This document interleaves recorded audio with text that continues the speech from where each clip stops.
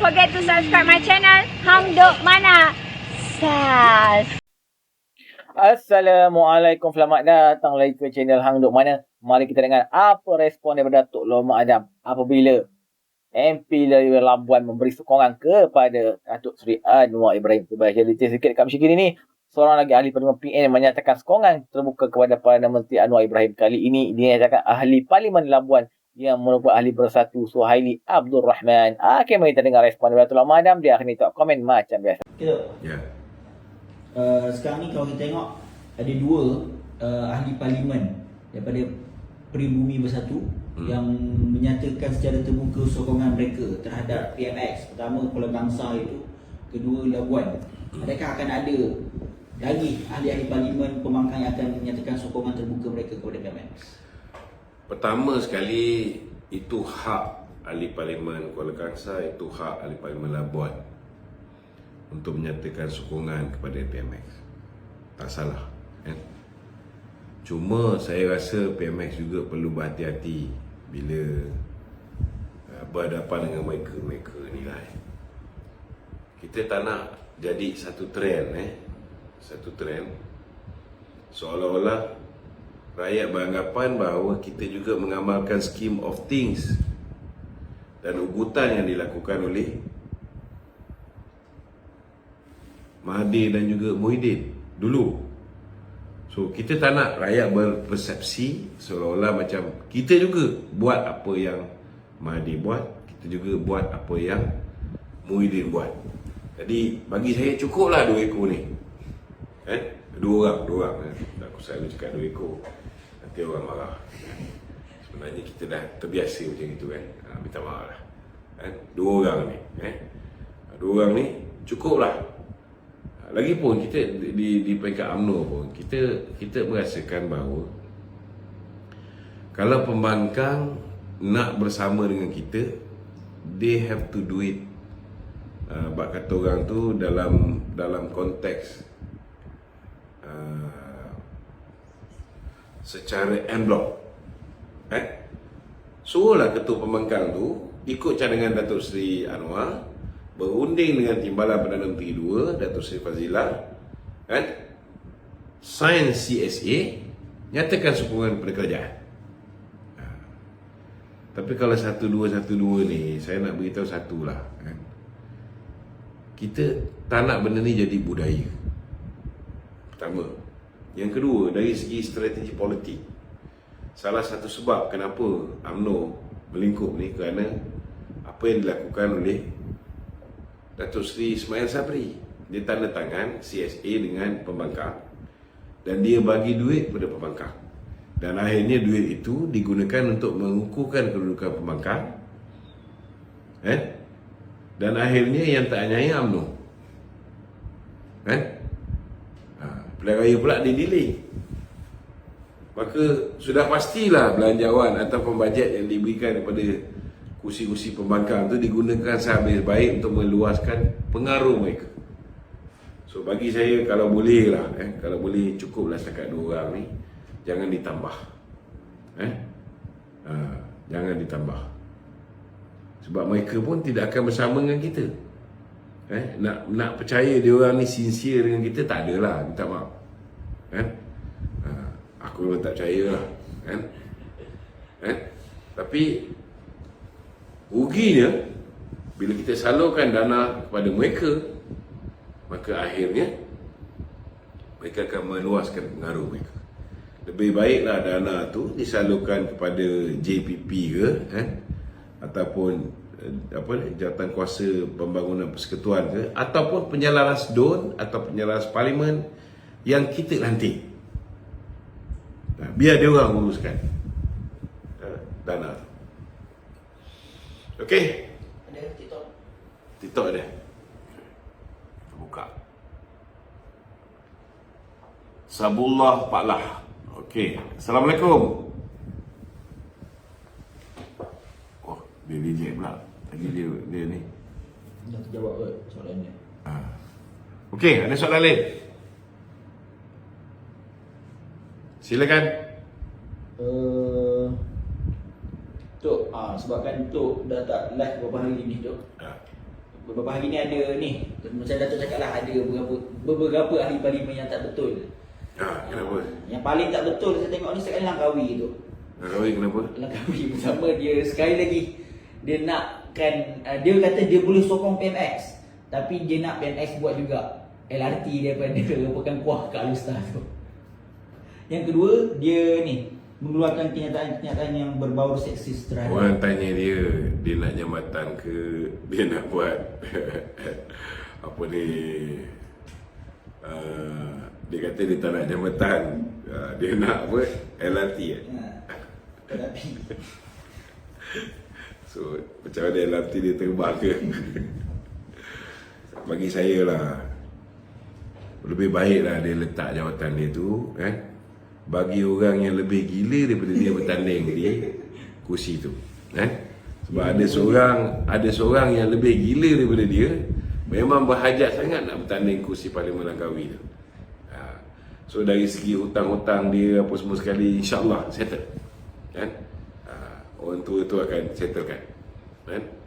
Daripada dia merapu, meracau kat dalam parlimen, mengganggu ketenteraman awam, merosakkan masa yang sepatutnya digunakan untuk membangkitkan isu-isu rakyat. Dia dia ambil masa yang berharga tu untuk buat cadangan-cadangan gila, dan membangkitkan isu-isu yang seksis tu. Kerajaan sekarang ni lagipun tengah nak kurangkan apa? Kurangkan hutang tak naklah tambah hutang buat kereta api. Itu memang tak masuk akal lah. Okey. betul. Lepas tu bekas pengerusi PTPTN yang juga ahli parlimen Tasik Gelugong, Datuk Wan Saiful Wan Janawi Bawa ni, dia kata cadangan PMX supaya kaedah pembayaran balik PTPTN ni melalui pemotongan gaji secara automatik adalah idea dia tu. Komen tu? Tak apalah, dia nak claim benda tu idea ke apa benda ke, yang penting sekali dialah manusia yang telah memasukkan di dalam manifesto Pakatan Harapan tentang janji PH untuk PTPTN. Last kali dia jugalah orang yang telah meminta maaf kerana gagal tunai janji. So hari ini bila PMX buat, dia pula nak claim, suka hati dia lah. Bagi saya lah, geng-geng Perikatan Nasional ni banyak yang cakap ni kita boleh dengar, percaya jangan. Dan kalau boleh masuk telinga kiri, kita keluarkan di telinga kanan.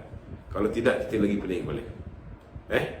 Okey. Kami semua di sini sebagai penyokong PHPN,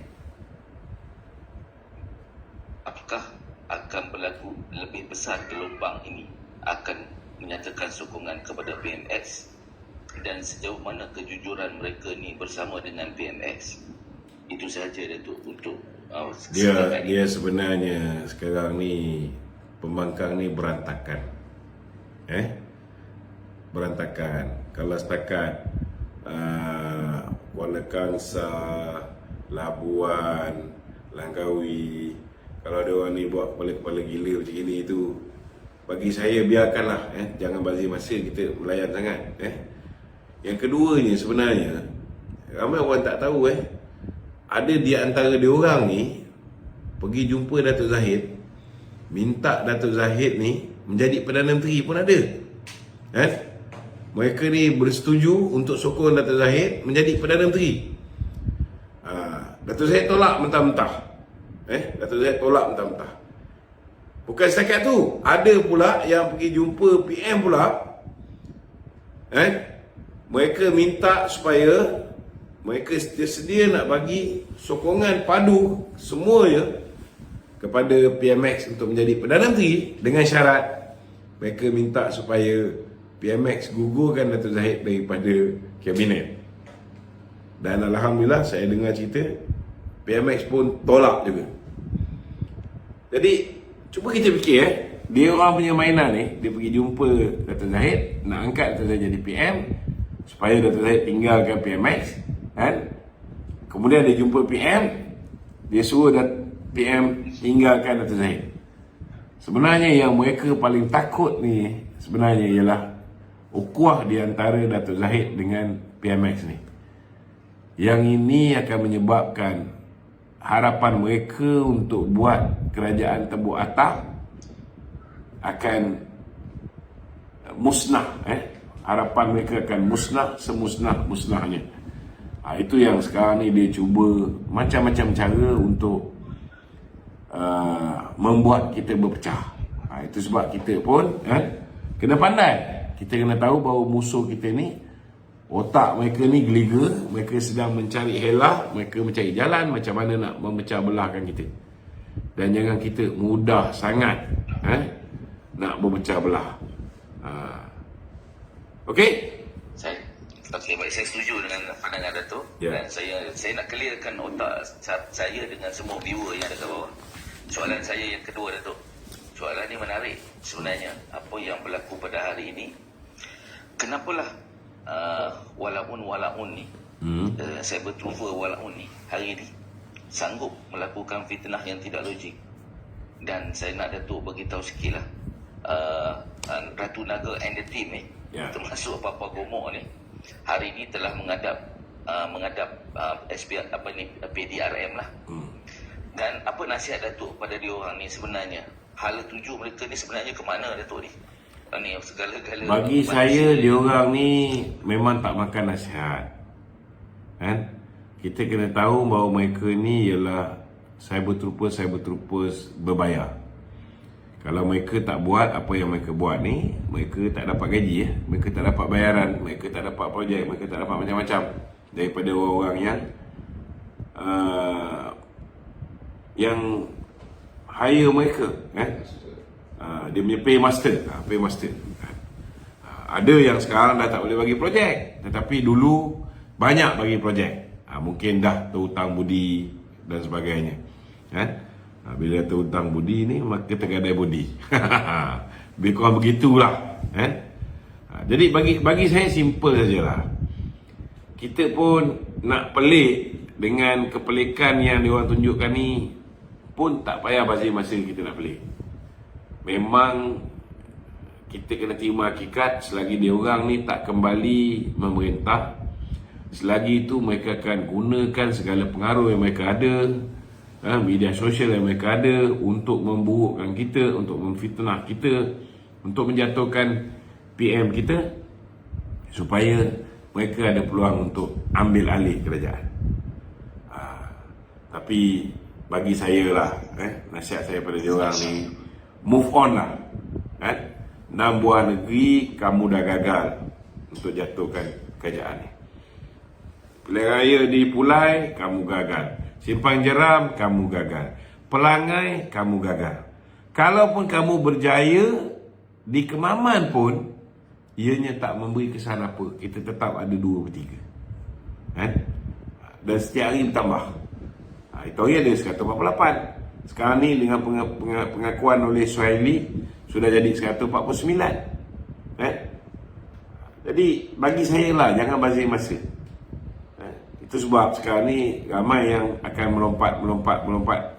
Nak melompat parti tak boleh, tapi melompat memberikan sokongan kepada PMX. Okey. Tuan-tuan, saya baca detail lagi sikap Malaysia kini ni. Dalam pernyataan yang dikeluarkan hari ini, Suhaili berkata masalah rakyat di kawasan yang diukai adalah antara faktor yang dipertimbangkan untuk memberikan sokongan kepada Anwar. Pada masa sama, anggota majlis pimpinan tertinggi Bersatu itu berkata dia tetap tak dan setia kepada parti selain kekal menjadi ahli parti berkenaan. Komen saya lah, tuan-tuan, sebenarnya kita kena baca hati dia orang ni. Kalau bagi pertukan dia orang ni, dia takut dia orang guna ikut lain je. So sebab kata Dr. Lokman tadi, lebih baik bagi pertukan kepada wakil daripada kerajaan perpaduan je lah, JPP ke apa semua tu kan. So at least kita tahu bantuan tu akan memberi kepada orang, tahulah yang bagi tu kerajaan dan bukan daripada ahli GMPN ni. Okey lah, terus menyokong kerajaan perpaduan dan PMX Anwar Ibrahim. Assalamualaikum.